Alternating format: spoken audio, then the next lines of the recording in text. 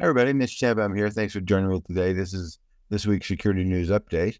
In the Security and Privacy Alerts Department, insurance companies are using drones. The airspace over your house is not yours.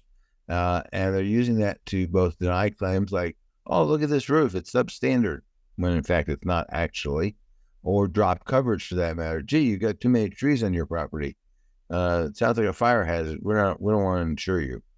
And even when people apparently are reporting the problems with what they're saying, the insurance companies sometimes are not changing their mind. So this is a problem, especially with the reports of insurance companies in Florida and California and other places dropping people left and right.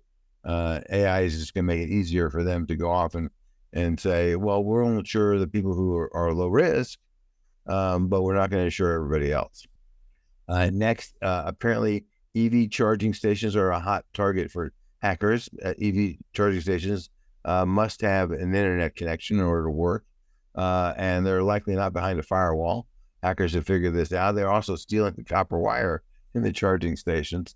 Welcome to the world of IoT, especially public non-protected ones, but even the charging stations that you have outside your house or even inside your house sometimes are targets.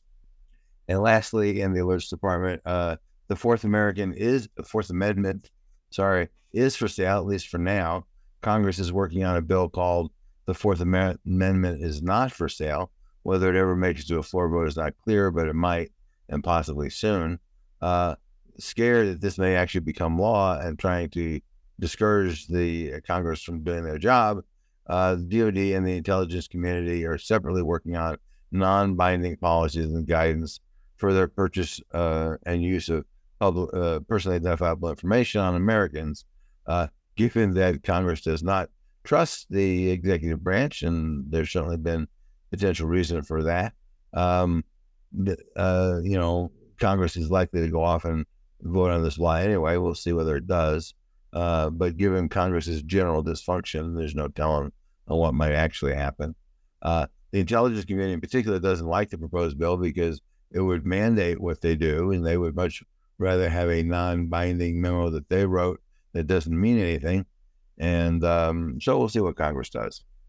In the reference department, the Defense Authorization University, which is the part of the DoD where people who go off and buy thing for the DoD where they work and where they get trained. And they put out a 250-page book of acronyms. Now, in fairness, the first 50 pages are just a list of acronyms, a lot of damn acronyms. And the other 200 pages try to explain what those first 50 pages mean. In the new software and hardware department, Intel has announced a new AI chip called the Gaudi 3, and it is trying to compete with NVIDIA. The NVIDIA H100 sells for about $40,000 a chip. It's a pretty expensive chip. But they say that their chip will deliver 50% faster time to train. It's going to be available to OEMs this quarter and everybody else next quarter. They have not announced the price yet. Whether they hovers around 40 grand, that's not clear. Next, Google is offering a new multi-administrator approval feature for high-risk changes like changes to MFA and changes to login challenges. It's off by default, so you have to turn it on if this is something that you want to use, but it's a nice feature if you are a Google Workspace customer. In the patches department today, this month was like incredible patch month. Microsoft released 150 security patches or patches for 150 bugs, which included 67 remote code execution bugs and 2 zero-day bugs. So you're going to be pretty busy doing this. Also included in that batch was 26 secure boot bypass bugs. So this is a pretty hefty list. We haven't seen this in a long time. Next, the programming language Rust has a critical flaw, which allows bad guys to go off and inject operating system commands remotely and without authentication. Not a great combination. But the bug also affects Go and Java and Node.js and PHP and Python, Ruby, and other languages. It's interesting. Some languages like Java are not going to fix the vulnerability. Java is already pretty vulnerable, so it doesn't necessarily make it even more vulnerable than it already is, although a little bit probably. And a couple other languages like Python and Ruby are going to fix the documentation, which is sort of a standard trick vendors have when they don't want to change the code. We'll see how long that lasts, but right now, Rust, which is a memory safe programming language, is one of the few that is. A couple others are going to patch, but a lot of them are just not doing it for whatever reason. Must be too hard. And next, there's a new Windows driver which blocks software from changing your default browser. Now, this is different than you going into settings and changing your default. You can still do that.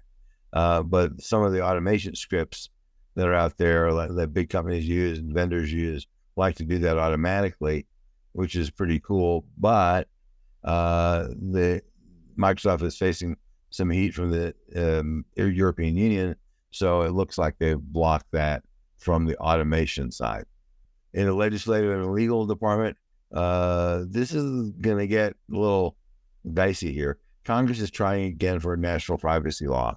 I tend to be pretty cynical in this department because Congress is coin operated, in my opinion, and the lobbyists will throw a lot of money behind killing this thing or water it down so much that it's useless. And this is an election year, which is probably why they're bringing it up. And they didn't bring it up 3 years ago when there wasn't an election coming up. So we'll see. It puts the FTC in charge and throws them a few bucks to pretend to do something. But if the FTC is fighting something like Google or Facebook or something like that, they're going to need a lot of money to go off and do that. And this bill does not does not include that much money. We shall see. And remember, Congress is mostly lawyers. It does include a private right of action, supposedly. We haven't actually seen the text of the bill yet. Hopefully we'll see it very shortly. We'll see. And it gives the Congress critter something to campaign on. Look, I tried to get it passed, but, the special ed just wouldn't let it happen. So we shall see. I hope I'm wrong, but, we could use certainly a strong national privacy bill. But the problem is there's a lot of businesses, their entire business model is based on the fact that the United States doesn't have a strong privacy law. And so they're going to, spend millions and millions of dollars trying to kill this thing. Next, Senator Ron Wyden, I'm sorry, it was not Wyden, it was Warner, Senator Warner, introduced a bill requiring hospitals and their vendors, both hospitals and their vendors, to implement best security practices in order to get emergency government payments. So in the light of the Change Healthcare, where companies were losing millions of dollars a day, the government is proposing to go off and basically give these guys an advance based on what they know is coming. And Mark Warner said, not so fast, guys. If you have crappy security, why should we bail you out? So what Warner is proposing is that if you don't meet reasonable security guidelines, then you're not going to get any advances from us. Hospitals, of course, don't like to spend money on anything that's not bright and shiny and doesn't lure doctors in to work for them. So they're against this. So we'll see where that goes, but it's an interesting thing. Speaking of Change Healthcare, possibly the largest breach ever. And it's not the largest breach in terms of dollars paid for ransom, which is supposedly $20 million, or the amount of data, which supposedly is 4 terabytes, but it's the number of companies that were affected by this. So think about every doctor, every pharmacy, every healthcare provider that uses Change Healthcare to go off and figure out your insurance coverage.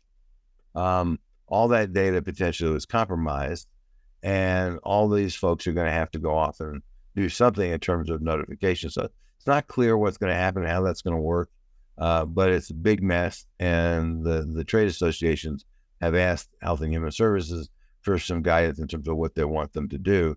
But if you've got, let's say, 50,000 medical practices, and they each have to send out breach notifications, and they're each a little different, that's not going to be great for the consumer. And also think of, for people who see multiple doctors or doctors in pharmacies and hospitals and clinics and whatever, they may get, 5 notices for the same breach. So we'll see where that goes. But it's probably one of the ugliest in terms of defining responsibility how consumers are going to get noticed and whether they're going to get noticed in a timely fashion.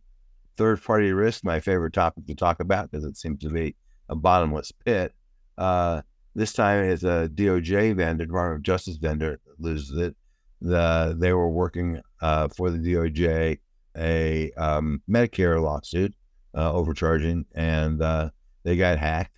And it turns out that even though this is all Medicare information, this is not a HIPAA breach because this was a law firm, not a healthcare provider that was hacked.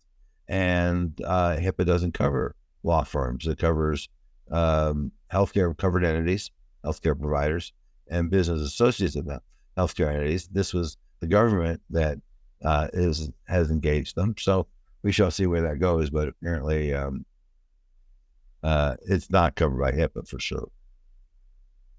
Next, AT&T is finally fessing up to this data breach that everybody's been talking about for the last month and a half. They've been saying it's 73 million records. AT&T is now saying it's only 51 million, or not a big breach after all.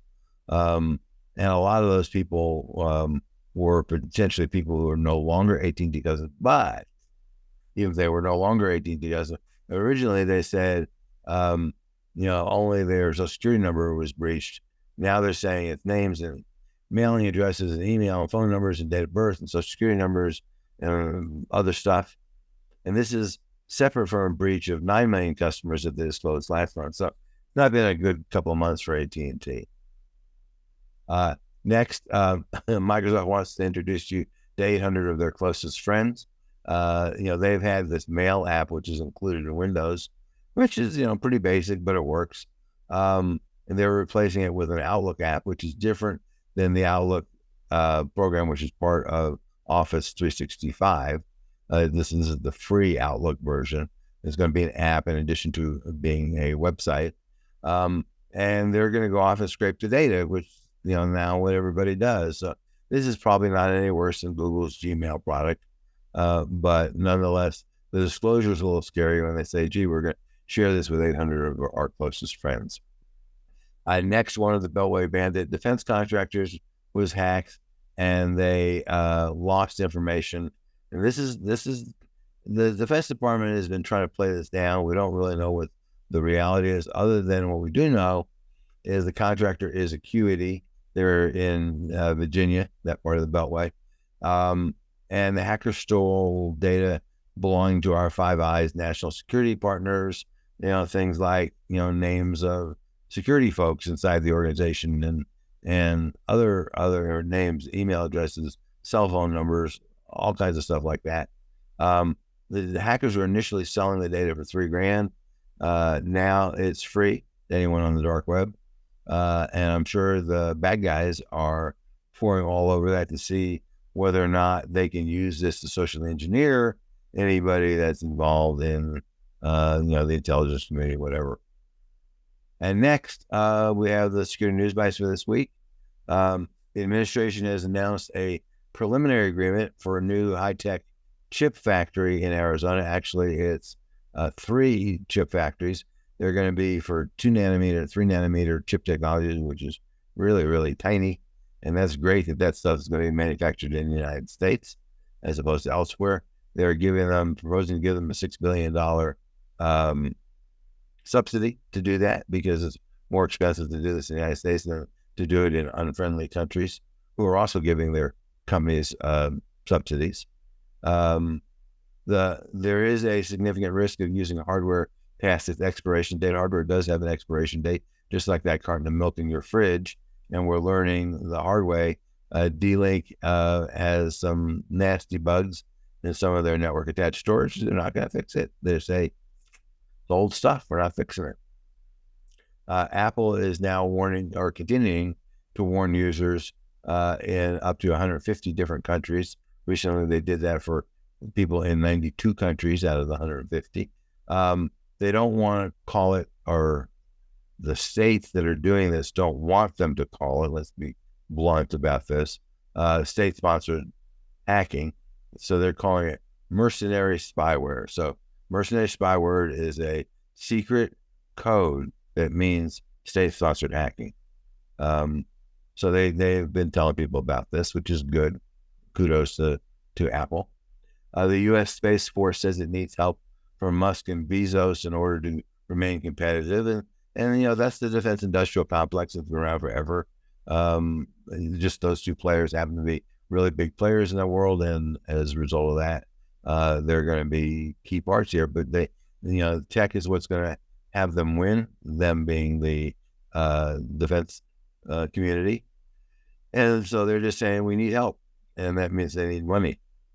And finally, the FBI is warning of a massive road toll SMS phishing attack going on. So what they're doing basically is they're saying, gee, you have outstanding tolls. We're going to send the police after you if you don't pay your tolls. And just think, if you just click on this link, everything will be all good. You can pay your toll. And of course, it has nothing to do with the toll authority.